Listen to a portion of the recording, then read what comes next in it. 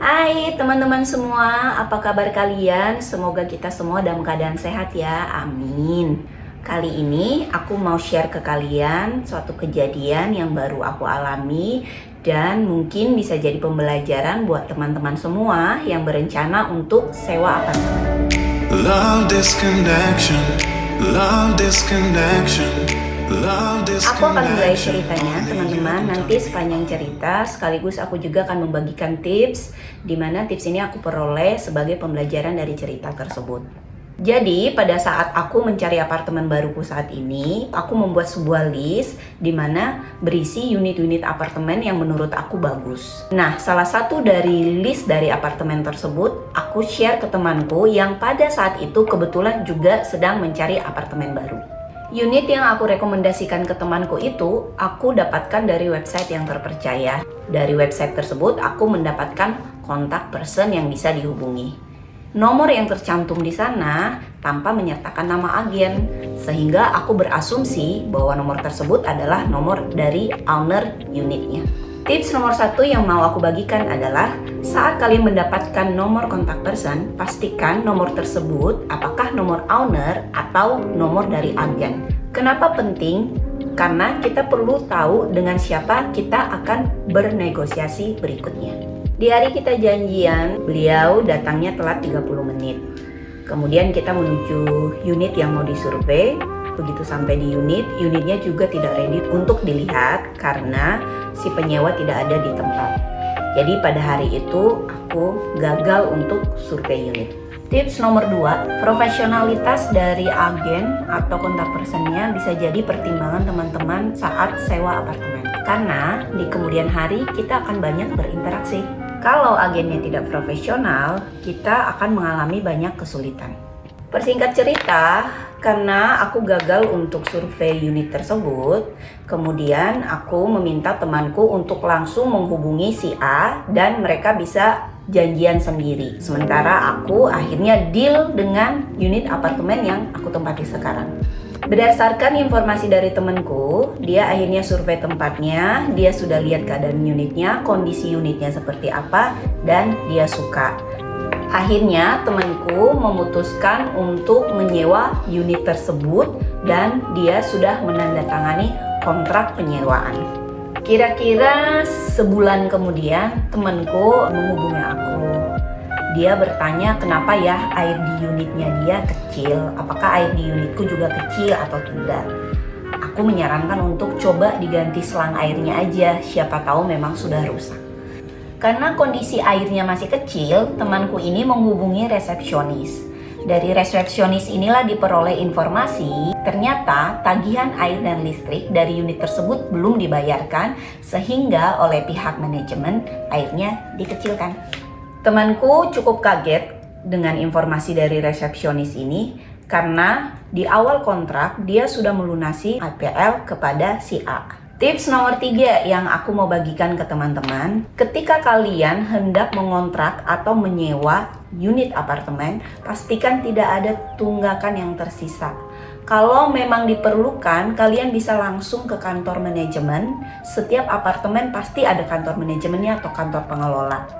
Kalian bisa menyebutkan nama unit, nanti kantor pengelola tersebut akan menginformasikan apakah unit yang mau disewa masih ada tunggakan yang belum dilunasi atau tidak. Akhirnya aku beserta temanku, karena aku merasa ini sebagian dari tanggung jawabku, aku dan temanku menemui si A.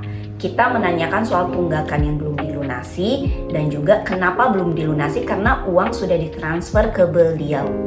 Beliau sendiri jawabnya cukup berbelit-belit ya, dan seperti tidak ada niat baik untuk melakukan pelunasan. Nah, dari situ aku menyarankan ke temanku untuk coba dicek apakah ada klausul tertentu di dalam kontrak yang memang menyebutkan soal tunggakan atau tidak. Setelah melakukan pengecekan kontrak, di dalam kontrak itu tidak tertera sedikit pun soal tunggakan. Dan hal yang paling mengejutkan adalah nama di kontrak tersebut ternyata adalah nama dari si A dengan temanku. Padahal ketika kita melakukan kontrak itu harusnya nama dari si pemilik unit dan penyewa.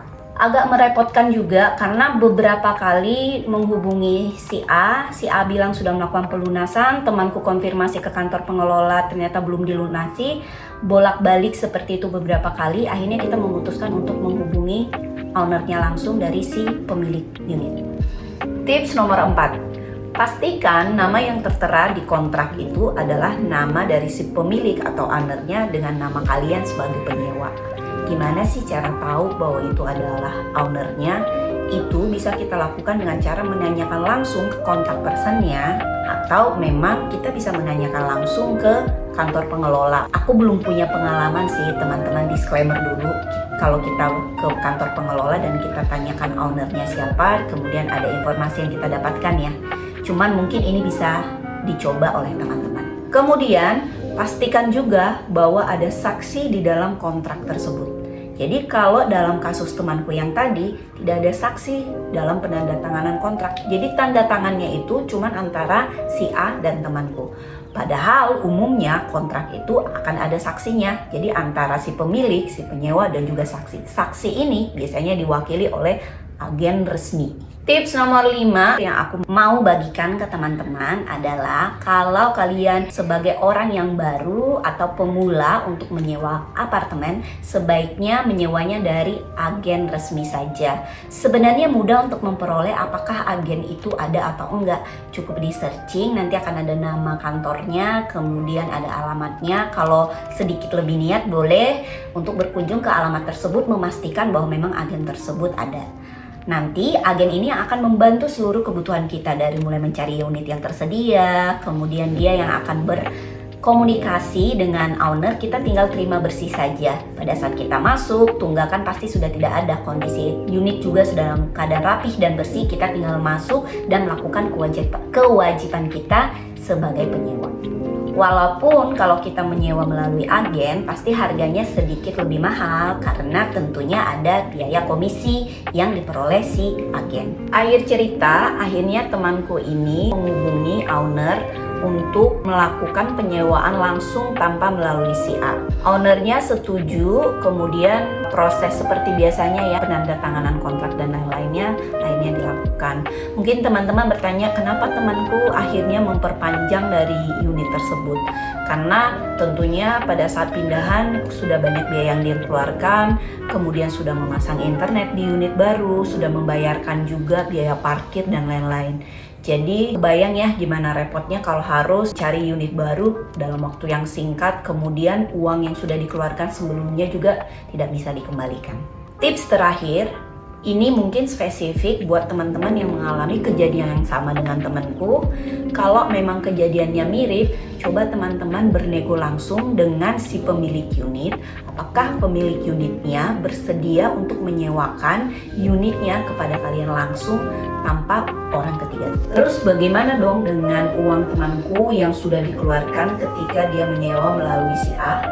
Nah, uang tersebut akhirnya dijanjikan untuk dikembalikan dengan cara mencicil. Jadi kontrak dengan si A ini sudah batal ya. Sementara owner ini sendiri sudah tidak mau berhubungan dengan si A. Sampai sekarang, tiap kali aku bercerita dengan temanku ini, uang yang dikembalikan itu baru mungkin 1/4 dari total uang yang sudah dikeluarkan temanku. Jadi tetap ditagihkan, tapi ya kita nggak pernah tahu apakah beneran ditagihkan atau enggak. Dan karena di klausel kontraknya juga tidak dijelaskan secara detail, juga tidak bisa dituntut atau bisa untuk di-push ya.